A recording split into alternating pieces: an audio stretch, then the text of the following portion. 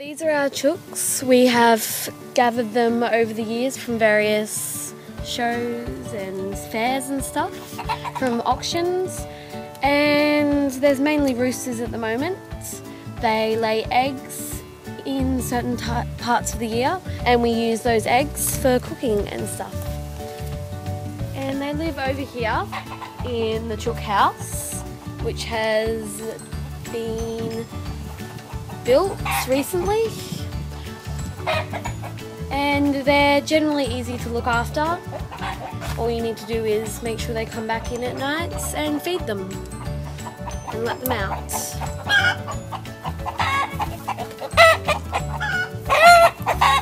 is the old Sebright cage. Sebrights are a particular breed of chook. This cage got destroyed by the dogs when one of them escaped, and a few of the Sebrights were killed. But now the remaining Sebrights are living in this cage with the bunnies. The bunnies are Lamington and Dot. They are beautiful and friendly and very smart, and they love walking around the farm and escaping. They're both sisters. What about these Sebrights? The Sebrights are the remaining, well, there's one remaining Sebright of the original ones, and then the two other ones were bought recently. They have names. One of them's temporary name is Survivor, because it was the last remaining Sebright from the original ones. The other ones are named Flappy and Glockenspiel. These? Okay. These are our geese. There used to be more, but most of them have died off. There's a boy and a girl, and the boy is extremely aggressive around this part of the year. They don't have a real home. They sort of just work their way around the farm, and they manage to keep safe at night. So, and we don't really need to feed them much either, because they find their own food. The girl, I'm pretty sure, is pregnant because the boy is acting extra aggressive than what he usually would be like. Plus, they've been sort of making nests around the place. Okay, that's good. These are some of the alpacas. They're all boys. They've been put in this pen because they've got not particularly good fleece. So they're separated from the girls so they can't mate with them and make other babies with bad fleece. But one of them likes to escape and has made 4, 5, 6, 5 I think, 5 babies already, which aren't that bad. So the leader, the one with the yellow tag, is Rudolph, and he's extremely friendly. And he guards the rest of them, basically. He's like the alpha male for the rest of them. Yeah? Okay. These are the rest of the alpacas. These ones are the ones with good fleece. There's a few babies in the middle, and they were all made by one of the other boys who escaped. They're still very young, and 3 of them are orphans. And we hand feed them, so they're extremely friendly.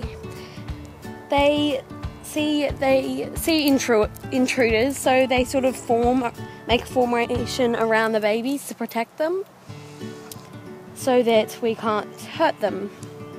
Not that we would. The babies they're very beautiful, and they interact mainly by playing and nudging you, because the 3 that are orphans are completely comfortable around humans, so they nudge you when they're hungry so that you have to feed them. The alpacas. Okay, they're extremely quiet and they're very nice to have around. They communicate by humming softly, and they have a leader, an alpha male, who protects the rest of the formation. So when there's danger, the alpha male will go out in front and investigate, while the others stay behind and protect the weakest, who are the babies at the moment. So our alpha male is Eric. He is the whiter one in front of one of the babies. He's being desexed, so he can't like create children because he hasn't got particularly good fleece either. So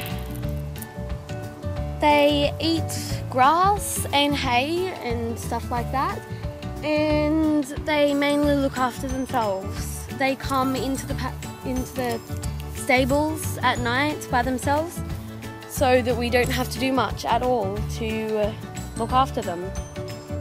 We have to shear them in the summer, otherwise they get way too hot, and we sell that fleece if it's good quality. That's alright. Thank you. I reckon. Okay, this is a RedBelly that my mum found. It was killed by something, see its head's all bashed in. We don't know what. We think it might have been one of our cats or the alpaca, one of the alpacas. But we found it dead a few days ago, and it's pretty big. Yep. Hey, this is our tractor. It's very old and rusty, but it works. And for an Italian project in school, me and 2 other people are decorating the tractor for one of the Italian festivals. So what are you going to do with it? So we have to find a picture on the internet of how they decorate their tractors in that festival, and then we're going to drive it out into the paddock and decorate it and catch it on film. What's the festival? The Festival of Olives and Bruschetta.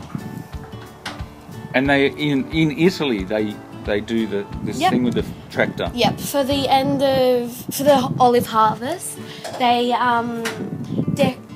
parade around in decorated tractors carrying olive branches, and they serve bruschetta, olives, stuff like that.